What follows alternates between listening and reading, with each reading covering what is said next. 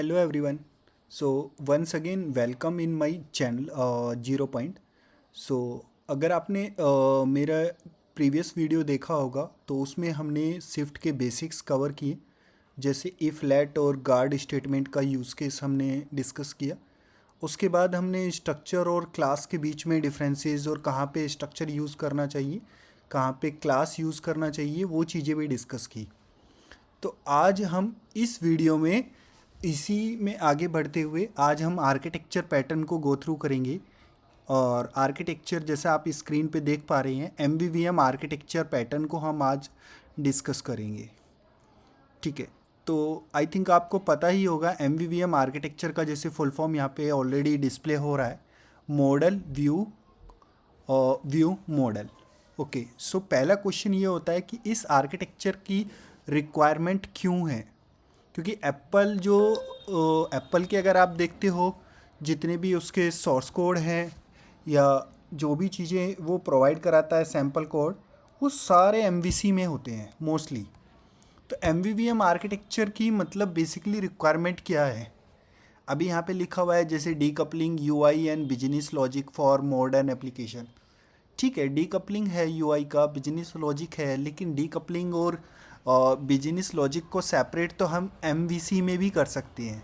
ऐसा नहीं है वहाँ वहाँ पे नहीं कर सकते, वहाँ पे भी कर सकते हैं अगर हम क्लीन कोडिंग पैटर्न को यूज़ करते हैं, प्रॉपर डिज़ाइन पैटर्न इम्प्लीमेंट करते हैं, तो वहाँ पे भी इम्प्लीमेंट कर सकते हैं। ठीक है, फिर अभी हम समझते हैं कि M V V M architecture pattern में ऐसा क्या है, क्यों क्यों ये इतना ज़्यादा पॉपुलर है अभी मोबाइल एप्लीकेशन डेवलप के लिए। ओके, सबसे पहला वर्ड जो आपने बहुत ज़्यादा सुना होगा, massive view controller. So what is the massive view controller, question ये बनता है। मैसिव व्यू कंट्रोलर मीन्स जैसे एमवीसी आर्किटेक्चर पैटर्न अगर आप यूज़ करते हो और फॉर एग्जांपल आपको एक स्क्रीन डेवलप करना है जिसमें हम एक नॉर्मल सा लिस्टिंग दिखा रहे हैं। ठीक है, उस लिस्टिंग के अंदर काफ़ी सारा जैसे एम्प्लॉय का इमेज, टाइटल, डिस्क्रिप्शन, सिंपल इतना है और डेटा है और इसी का लिस्टिंग दिखा रहे हैं। तो आप देखोगे अगर आप एमवीसी पैटर्न यूज़ करते हो तो कंट्रोलर के अंदर आप यूआई के जितने भी इवेंट है वहाँ पे डालोगे, उनका सॉर्टिंग का या जितना भी है एपीआई कॉलिंग जो करोगे, सॉर्टिंग करोगे, फिल्टरिंग करोगे, वो सारे फंक्शन आपके कंट्रोलर क्लास में होंगे। और इतना सारा वर्क अगर आप सेम कंट्रोलर सेम ही क्लास में लिखते हो कोड, तो डेफिनेटली वो मैसिव व्यू कंट्रोलर बन जाएगा, क्योंकि वहाँ पे बहुत सारी चीज़ें हैं। क्योंकि उस कंट्रोलर को मैं अगर आपको बोलता हूँ कि उस कंट्रोलर में अगर आपको सॉलिड प्रिंसिपल से कंपैरिजन करना है तो आप इजीली कह सकते हो कि उसमें सिंगल रेस्पॉन्सिबिलिटी प्रिंसिपल फॉलो ही नहीं होता है। क्यों? क्योंकि वहाँ पे आप बहुत कुछ कर रहे हो, तो वो इसलिए मैसिव व्यू कंट्रोलर हो जाता है। अगर वहाँ पे टेस्ट केसेस भी लिखना हो तो very hard to write the test cases for that view controller. अगर आप ट्राई करोगे तो लिख सकते हो, लेकिन वो डिफ़िकल्ट जाएगा।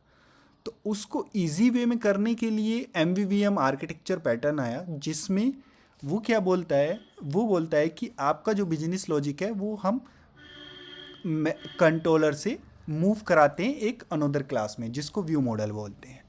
ओके, तो नॉर्मली क्या होता है कि जितने भी लीगेसी एप्लीकेशन होते हैं, लीगेसी एप्लीकेशन मीन्स जो पहले से डेवलप एप्लीकेशन हैं, जो पहले से जिसमें बहुत सारा कोड ऑलरेडी है, तो उसको अगर हमें उसको मेंटेन करना है, डीबग करना है, उसमें टेस्ट केसेस डालना है, तो वो बहुत डिफ़िकल्ट जाता है, क्योंकि बहुत सारी चीज़ें होती हैं कंट्रोलर के अंदर। ठीक है, पर एम के अंदर ऐसा नहीं है। एम जैसे स्क्रीन पे देख रहे हो, तीन कंपोनेंट के बेसिकली ये डिपेंड करता है। एक होता है इसमें मॉडल, एक होता है व्यू मॉडल और एक होता है व्यू। तो मॉडल इज़ बेसिकली आपका जो क्या होता है कि डेटा और बिजनेस लॉजिक जो भी चीज़ें होती हैं आपकी, जो रिप्रेजेंट करती है आपके डेटा लेयर को, वो सारा जो कोड होता है आपका मॉडल में आता है। फॉर एग्जांपल जैसे आपको एम्प्लॉय का लिस्टिंग दिखाना है, तो एम्प्लॉय का जो मॉडल बनेगा, स्ट्रक्ट बनेगा एम्प्लॉय नाम का, जिसमें आपका नेम आएगा और उसका एड्रेस आएगा, इस टाइप की जितनी भी प्रॉपर्टी आएगी, वो जो आपका मॉडल क्रिएट होगा वो आपका मॉडल फोल्डर के अंदर जाएगा। व्यू मॉडल बेसिकली क्या होता है, व्यू मॉडल को हम बाद में देखेंगे, पहले व्यू को देखते हैं। व्यू क्या है? आपका यूज़र इंटरफेस जो एंड यूज़र को डिस्प्ले होता है स्क्रीन पे, और वो व्यू आप कैसे भी क्रिएट कर सकते हो, डजेंट मैटर आपने यूआई किट यूज़ किया हुआ है या एक्सआईबी यूज़ कर रहे हो या स्विफ्ट यूआई यूज़ किया है या आपने स्टोरी बोर्ड यूज़ किया है, doesn't matter, they are just a UI. Okay. अब पॉइंट आता है कि what is the view model. So view model basically क्या करता है, वो बाइंडिंग करता है, मतलब जितना भी आपका डेटा है, जितना भी आपका प्रेजेंटेशन लॉजिक है, डेटा है, वो सारा आपका व्यू मॉडल के अंदर होगा। ओके। इसको एक एग्जांपल के थ्रू देखा जाए तो ऐसा है कि जैसे सपोज आपके कंट्रोलर है, एवरी कंट्रोलर पे आप देखते हो स्क्रीन पे एक टाइटल होता है ऊपर। तो फॉर एग्जांपल कंट्रोलर को एक टाइटल शो करना है, तो उसको नहीं पता कि वो टाइटल का क्या फॉन्ट होगा, क्या स्टाइल होगा। तो वो क्या करेगा, वो जस्ट आस्क करेगा व्यू मॉडल से, please provide me ready to display content. तो व्यू मॉडल उसको वो पर्टिकुलर टाइटल प्रोवाइड कराएगा और कंट्रोलर जस्ट उसको शोकेस कर देगा, डेट्स इट। उसको किसी भी तरह का कोई बिजनेस लॉजिक कुछ भी उसके अंदर नहीं होगा, they just handling the user event. वो केवल यूज़र के जो इवेंट्स हैं उनको हैंडल करता है, इसीलिए उसको view only handling the user events. और व्यू मॉडल क्या करता है, वो बेसिकली बाइंडिंग प्रोवाइड कराता है। ओके। तो मॉडल लेयर हमने देख चुके हैं, वो क्या करता है, बेसिकली मर्ज कर रहा है आपके डेटा को, बिजनेस रूल को। और इसके एग्जांपल जैसे यूज़र या ऑर्डर टाइप की आपने कुछ मॉडल क्लासेस बनाई, तो डेफिनेटली वो आपका आता है मॉडल के अंदर। ओके। फिर आता है आपका व्यू। व्यू बेसिकली आपका डिस्प्ले करता है डेटा को और जो यूज़र के इनपुट्स है उनको कैप्चर करता है। और यूआई आपका स्विफ्ट यूआई से भी बन सकता है, यूआई किट से, किसी से भी बन सकता है, डजेंट मैटर। और व्यू के पास view holder reference to the view model. So इसका मतलब ये है कि हम व्यू मॉडल की जो कॉन्क्रीट क्लास है उसका रेफरेंस यहाँ पे नहीं रखेंगे, उसको हम एक एब्स्ट्रक्शन के थ्रू या इंटरफेस के थ्रू यहाँ पे एक्सेस करेंगे ताकि वो लूजली कपल रहे और हम व्यू मॉडल को भी सेपरेटली यूनिट टेस्ट कर सकते without the need of the view layer. तो इस तरह से हम तीनों कंपोनेंट को एक साथ यूज़ कर सकते हैं। जैसे व्यू मॉडल एक सेपरेट होगा जिसमें प्रेजेंटेशन लॉजिक होगा, स्टेट मैनेजमेंट होगा, वो सारी रिस्पॉन्सिबिलिटी व्यू मॉडल की होती है। स्टेट मैनेजमेंट जैसे स्विफ्ट यूआई में होता है, सपोज़ आपका कुछ एपीआई कॉल हुआ, यूज़र ने एक्शन किया लॉगआउट के लिए, वहाँ से लॉगआउट हुआ, तो आपका जो लॉगिन स्टेट है आप जस्ट उसका स्टेट चेंज करोगे, तो व्यू मॉडल में स्टेट चेंज हुआ और उसके बेसिस पे आपका स्क्रीन का जो है यूआई चेंज हुआ। वो login screen for example show हो गया यूज़र को टू री लॉगिन इन द एप्लीकेशन। तो इस तरह से ये ऑटोमेटिकली वर्क करता है। ओके। तो यहाँ पे मेन क्या होता है कि जो बाइंडिंग होती है व्यू के साथ हम बाइंडिंग करते हैं, वो बाइंडिंग होती है two way binding. Two way binding means ऐसा है कि जैसे यूज़र ने कोई इवेंट फायर किया, उसके बेसिस पे अगर व्यू मॉडल में कोई चेंजेस करना है तो वो चेंजेस हो जाएगा। और व्यू मॉडल के डेटा के अंदर कुछ चेंजेस हुआ, फॉर एग्जांपल एपीआई से कुछ नया डेटा आया या सॉर्टिंग वगैरह हुआ, तो उसके बेसिस पे आपका यूआई भी ऑटोमेटिकली अपडेट हो जाएगा। So that is E basically two way binding. तो यहाँ पे ये टू वे बाइंडिंग होता है। इसी को हम डेटा बाइंडिंग और ऑब्जर्वेबल, ये क्या होता है कि डेटा बाइंडिंग अभी मैंने बताया जैसे टू वे बाइंडिंग होता है, लेकिन उसको करने की बहुत सारी अप्रोचेज हैं। आप चाहे तो उसको डेलीगेट के थ्रू भी कर सकते हैं और क्लोज़र के थ्रू भी कर सकते हैं, कंबाइन के थ्रू भी कर सकते हैं। कंबाइन भी बेसिकली ऐसा कुछ नहीं है कि वो कुछ स्पेशल करता है, बट आपका कोड का जो सिंटैक्स है वो काफ़ी कम हो जाता है और आपका बाइंडिंग का जो सिंटैक्स होता है, मीन्स बाइंडिंग के लिए आपको मैनुअल सारा कुछ खुद से इम्प्लीमेंट करने का ज़रूरत नहीं है। तो वो काफ़ी सारे फंक्शन आपको प्रोवाइड कराता है। जैसे हम पब्लिश्ड या ऑब्जर्वेबल टाइप का क्लास का ऑब्जेक्ट बनाते हैं, वो सारा कुछ ऑटोमेटिकली उससे मैनेज होता है। तो आने वाली वीडियो में हम उसको भी एक उसका कोडिंग एग्जांपल भी देखेंगे, मीन्स डेमो में हम चेक देखेंगे कि किस किस वे से हम बाइंडिंग कर सकते हैं, किस तरह से हम अपने कोड को डिकबल कर सकते हैं और किस तरह से हम व्यू मॉडल और controller each and every component को सेपरेटली यूनिट टेस्ट कर सकते हैं।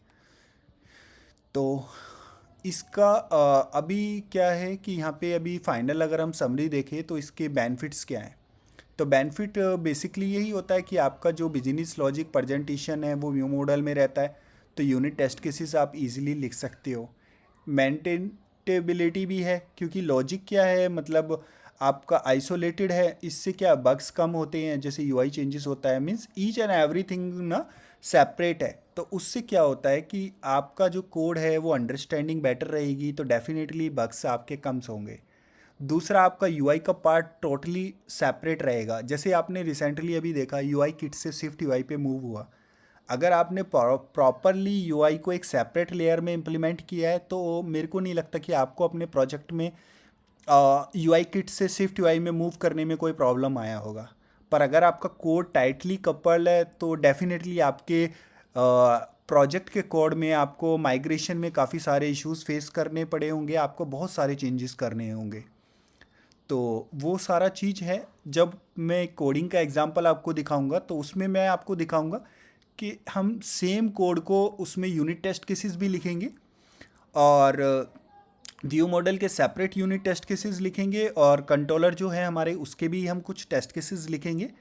और फिर हमारे टेस्ट केसेस ब्रेक नहीं होंगे, लेकिन हम यूआई को कंप्लीटली चेंज कर देंगे और UI kit to Swift UI.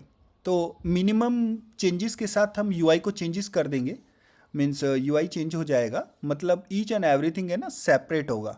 Means view model is a separate class, they are handling only the business and the presentation logic, and view layer is only concerned to the user events and the UI part.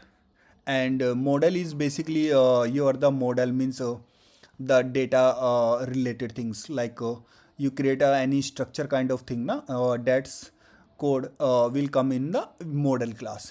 तो ये बहुत ही simple है। Means एक बार आप सारी चीज़ों को एक बार समझ जाओगे, डेटा फ्लो समझ जाओगे, और मेन जो इसमें आता है वो आता है बाइंडिंग। एक बार बाइंडिंग की अंडरस्टैंडिंग आपको हो जाएगी तो definitely I think you can easily implement the MVVM architecture pattern for your project.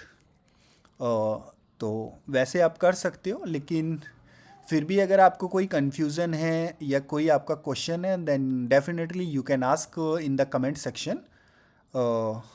Thank you very much.